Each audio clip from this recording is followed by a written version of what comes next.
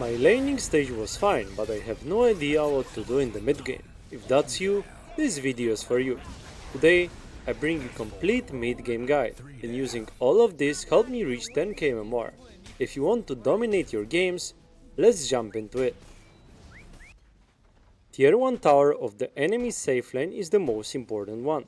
It allows you to farm 4 more camps, takes away space from enemy carry, and creates map pressure. If you didn't take it before 10 minutes, second catapult wave is the best moment to take it. Equally, your safe lane tower is way more important to defend than any other tower. If you get a choice, prioritize defending it over making other plays.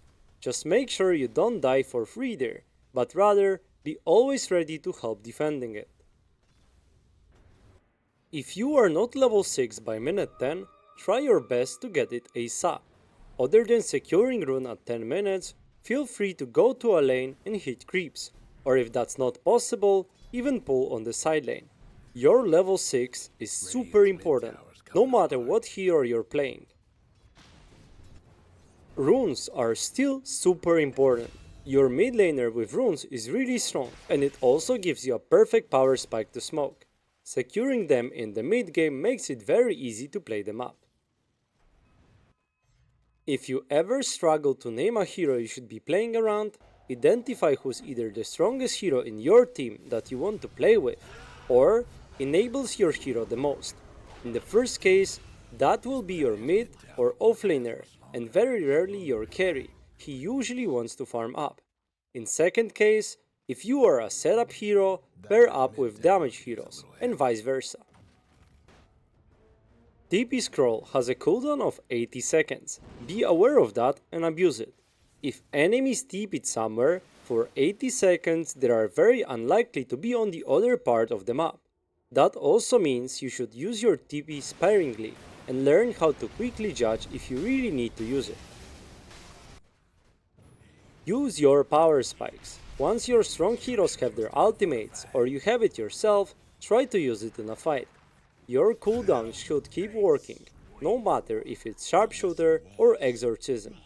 If your cores have their ultimates, allow them to use them, using smokes or just simply connecting to use their power spikes. Likewise, if enemies use their big cooldown spells like Black Hole, Ravage or anything like that, make sure you abuse it.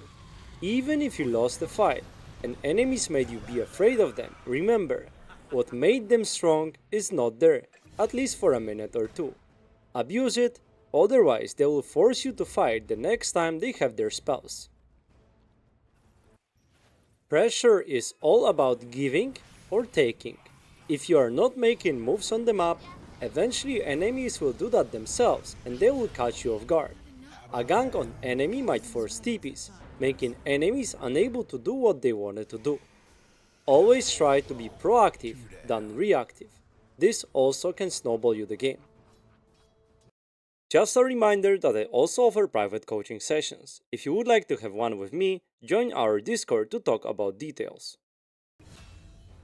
In the mid game, pushing out lanes is a cheat code for winning games. If you have no idea what to do and the lane is pushed in, address it. If you can create momentum on lanes, enemy heroes will have to react to that, giving you easy chances to go smoke on them or make plays elsewhere. Waves give you information, safety, farm, and pressure. Make sure you can do it safely though. Placing wards on lanes or deep in the enemy jungle allows you to read them up better. By just knowing where they were a few seconds ago, you can predict where they are now, and that gives you enough time to gank them. Placing wards in obvious areas will make enemies deward them, or at least be aware that they can get ganked, and when you are reading their moves, they don't expect you. Changing side of the map often will result in enemies not expecting you. Naturally, they will think that you're close to the place you were showing the last time. Using portals or smoking across the map will result in easy pickoffs and instill fear in enemies, and then they won't be efficient. The most optimal way to dominate the mid game is to play on enemy side of the map. If you are winning, Playing there means you can shut enemies down and deny them farm, and if you are losing and enemies have no jumps, their most optimal play is to go for your objectives and camps, making their side of the map somewhat safer. Farming only your side of the map is both inefficient and also invites pressure. Each draft is different, and some are meant to be dominant early while others are fine with farming, as long as you can do it efficiently. If you are playing the mid-game lineup and you are trading farm 50 for 50, you're in process of losing the game. Ask yourself, are we fine with trading farm or do we need to end it early? If you do, you are more likely to be aggressive as soon as possible. Use trees. If you are waiting for something to happen, always try to use any tree nearby. While in many cases this won't do much, it might prevent enemies from jumping you. Any idle stance you take during the game, meaning you're not fighting or farming, try to position yourself that enemy's side is blocked by them. Whether you win or lose fights will depend on vision and number advantage. If you can see targets before they see you, you're in better position. If you have more heroes than enemies, you are more likely to win fights as well. Always ask yourself, do we have more heroes, before committing to a fight? While it's not always the best indicator, it is surely a good one. If you wanna fight, ask yourself if you can get an objective. If that's the case, go for it. If that's impossible, either address waves, create pressure on enemies, or leave deep wards. Keep in mind that with some objectives you are pretty much useless. You'd rather have cores attack a tower and you address the wave, not the other way around.